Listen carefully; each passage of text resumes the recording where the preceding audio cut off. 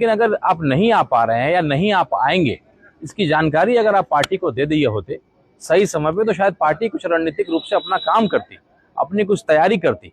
ये चुनाव बहुत महत्वपूर्ण था, आंकड़ों का बड़ा नजदीकी मामला था। आप कह रहे हैं कि कोई माई का लाल जो है आपका महागठबंधन से रिश्ता नहीं हो सकता है, जाइए तेजस्वी जी से जाके भेंट कर लीजिए। फोन उनका आप उठा नहीं रहे थे, बात आप कर नहीं रहे थे, आप अंत तक आपको नहीं आना था, बता दिए होते। और आपके भाई डॉक्टर हैं, हम सबकी सहानुभूति है, आपकी माताजी की तबीयत खराब है, लेकिन अगर 3-4 घंटे का समय, ये पार्टी भी किसी की माँ होती है, हम लोग पार्टी को भी अपने माँ का दर्जा देते हैं। और आज आपकी माँ एक तरीके से जो आपकी पार्टी है, जिसने आपको विधायक बनाया, जिसने आपको पहचान दिलाया, तो आप उसकी चिंता अगर आप नहीं कर रहे हैं, तो आप कह रहे हैं कि मैं पार्टी का वफादार सिपाही हूँ। तो ये बड़ा चिंता का विषय है। और एक मुसलमान होने के नाते कम से कम रमजान के इस पाक महीने में इस तरह की धोखेबाजी नहीं करनी चाहिए। किसको बेवकूफ़ बना रहे हैं आप? हम लोग भी सियासी परिवार से आते हैं, हम लोग के भी माता पिता बीमार रहते हैं, रहे थे, हम लोगों ने भी उसको देखा है, जानते हैं बड़े करीब से। लेकिन आप कुछ भी सफाई दीजिएगा, कोई बात कहिएगा, जनता बेवकूफ़ नहीं है, जनता आपसे सवाल करेगी। आपका जो है ये जो आपने धोखेबाजी किया, वो भी रमज़ान के इस महीने में, इसका हिसाब आपको देना पड़ेगा। और महागठबंधन की दुहाई दे रहे हैं आपको, महागठबंधन के लोग आपके लिए क्या बोल रहे हैं और क्या भावना रखते हैं, जब आप मिलिएगा तब समझ में आएगा। माई का लाल का जो डायलॉग मार रहे हैं ना, वो पता लग जाएगा आज आरजेडी के लोग कितने आक्रोशित हैं, कितने शर्मिंदा हैं। ढाका के एक एक जनता कितनी शर्मिंदा है। और मैं AIMIM का कैंडिडेट रहा, मैं क्यों बोल रहा हूँ ये अगर सवाल करते हैं, मैं इसलिए बोल रहा हूँ कि मेरे 5 विधायकों ने ही लड़ाई को शुरू किया था। मेरे 5 विधायक ने वोट दिया था एक होकर के, तब जाकर के आरजेडी इस लड़ाई में आई थी।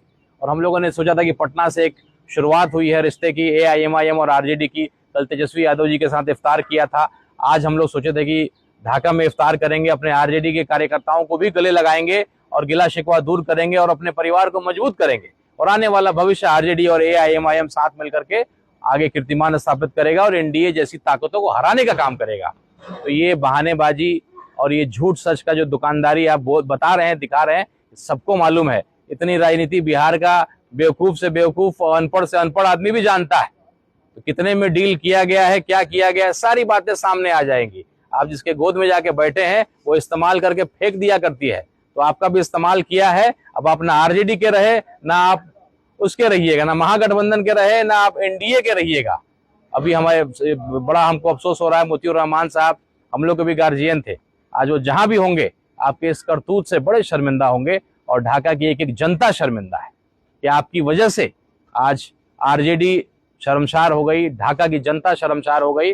हमारे कांग्रेस के आए थे इमरान प्रतापगढ़ी साहब, उन्होंने बड़ा डायलॉग बाजी दिया था कि आप राणा रंजीत को वोट दीजिएगा। राणा रंजीत सिंह जो है मोतियुर रहमान के बेटा को हरा करके क़यादत मजबूत करेगा। तो राणा रंजीत सिंह राजपूत का बेटा है, जहां था वहीं आज भी खड़ा है। लेकिन देखिए आपने किस तरीके से रमजान में जो है एक इतना गलत मैसेज दिया है। एक एक मुसलमान ईमान का पक्का होता है, हम लोग यही जानते हैं, यही मानते हैं। और इस तरीके से रमजान के इस पाक महीने में जो आपने करतूत किया है, इससे सब लोग बहुत शर्मिंदा हैं। और AIMIM के खास, चूंकि हम लोगों ने बड़ी ईमानदारी से, जो ओवैसी साहब ने, हमारे अख्तरुल ईमान साहब ने बोला था, वो किया। 5 के 5 विधायक जाकर के हम लोगों ने तेजस्वी यादव जी को वोट दिया, आरजेडी को वोट दिया, सारे गिले शिकवे दूर करके बड़प्पन का हम लोगों ने काम दिखाया। लेकिन जो आज आपने किया है, आपके एक वोट की वजह से आज पार्टी की यह हालत हो गई है। अगर आप धोखा नहीं देते तो टाई हो जाता है, और टाई होता है और द्वितीय सेकंड वरीयता का वोट को काउंट किया जाता है। लेकिन केवल और केवल आपकी वजह से ये सारा मामला जो है फंसा है।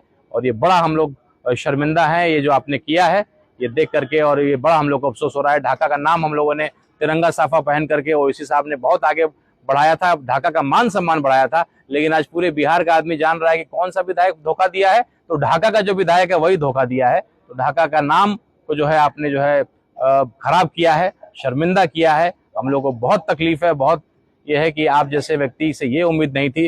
मोतियुर रहमान साहब हम लोग के गार्जियन रहे, एक बेबाक और एक ईमानदार नेता के रूप में जाने रहे, हमारे पिताजी के बहुत अच्छे मित्र रहे। जहां भी होंगे बहुत तकलीफ में होंगे।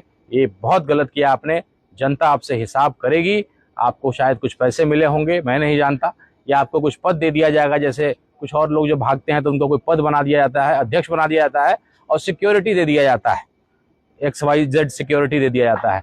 ये पा करके आप कुछ नहीं हासिल करिएगा। एक नेता के लिए जनता का प्यार सबसे बड़ा होता है। वो अगर आपसे छिन गया, विश्वास छिन गया, तो ये XYZ सिक्योरिटी और ये छोटे मोटे पद कभी आपको जो है वो सम्मान नहीं दिला पाएंगे। अख्तरुल ईमान साहब जो आपने, हम लोग के जो नेता हैं, इसी तरीके से उनको भी बोला था कि मंत्री बना देंगे, करोड़ों रुपए देंगे, लेकिन उन्होंने जो है ईमानदारी को सबसे आगे रखा और ईमान को जो है सबसे ऊपर रखा, तो इसलिए आज उनकी इज्जत है। तो बहुत शर्मिंदगी है। हम लोग ढाका का जो जनता है और AIMIM के भी जो हम लोग कार्यकर्ता हैं, चूंकि मेरे 5 विधायक ने ईमानदारी से वोट दिया, उम्मीद थी कि पटाखे फोड़ेंगे, जश्न मनाएंगे, लेकिन आपकी वजह से हम लोग बहुत शर्मिंदा हैं।